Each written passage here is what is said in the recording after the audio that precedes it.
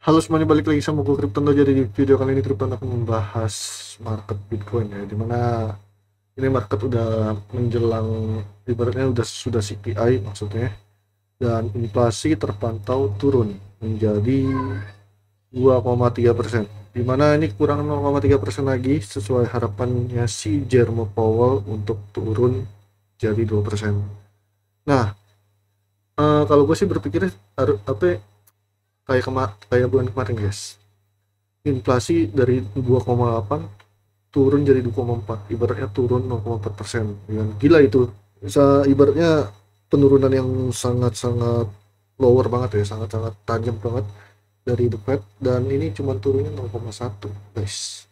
Nah, pertanyaannya nih ya, ini gue besar kemungkinan kayaknya suku bunga dipotong Juli sih kayaknya, karena ini jujur ya, 2,3% kayaknya pasti suku bunga di Juni itu bakal terpaus kayaknya ya. Kemungkinan sih itu sih yang uh, apa ya, ibaratnya Kryptono bisa prediksi ya.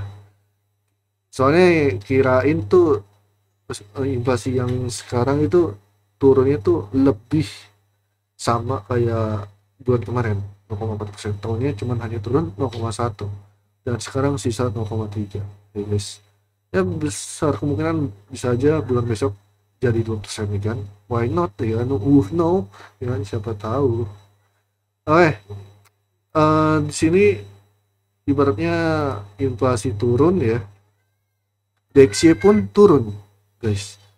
Tadinya tuh stuck dan nggak ada volatile, maksudnya ibaratnya market nggak volatile dan DXY-nya stuck, dan sekarang lagi lanjut turun. Tadinya tuh di kisaran 105 sini, 115 ribu, 115 ribu, 101.500, dan sekarang jadi 10300, stuck nih. Tapi Bitcoin pun DXY-nya ibaratnya stuck, dia naik juga. Sebenarnya sih naik sih dari dia penurunan tadi pagi ya, ataupun semalam sampai tadi pagi, sekarang naik. Tapi dia nggak lanjut naik guys, entah karena ibaratnya mengapa, mungkin inflasinya turun, makanya ibaratnya Bitcoin ketahan harganya, karena makanannya Bitcoin itu adalah inflasi guys. Kenapa makanan Bitcoin itu inflasi? Karena semakin duit beredar semakin Bitcoin itu tinggi, tapi ini inflasi ibaratnya turun ya kan, turun 0,1%. Makanya ibaratnya ini Bitcoin nggak ada kayak, belum ada volume sih, belum ada tanda-tanda volume.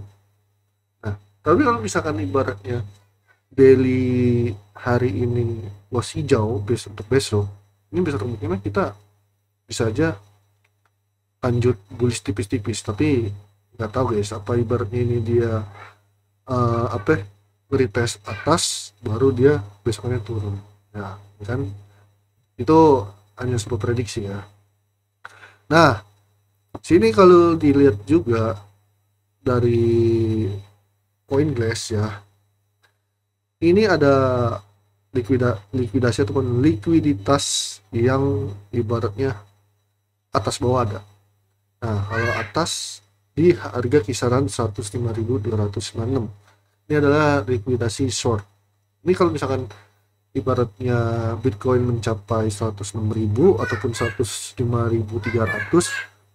ini besar kemungkinan apa yang short bakal active.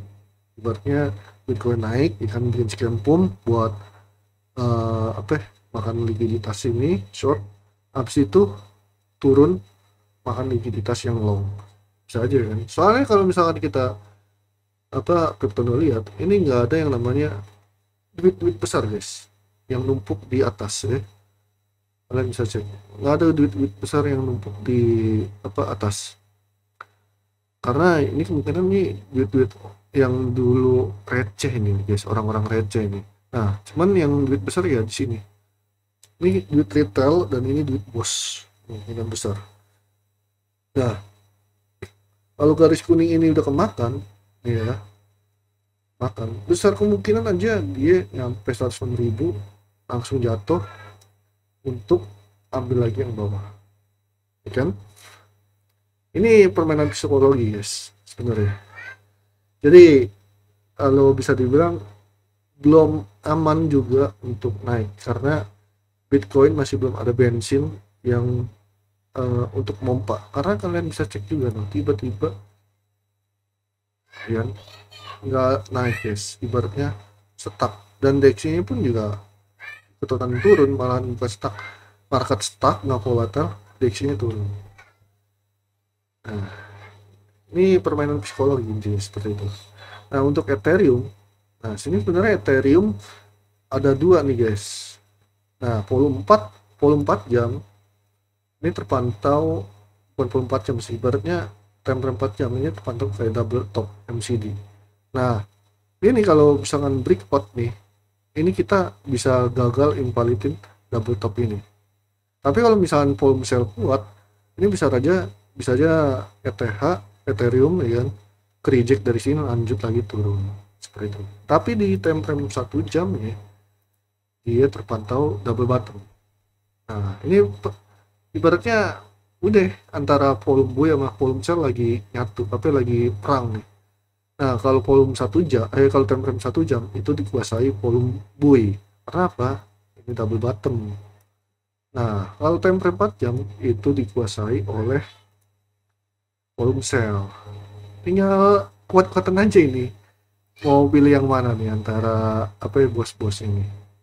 Mau pilih time frame 1 jam ataupun time frame 4 jam. Seperti itu ya guys ya.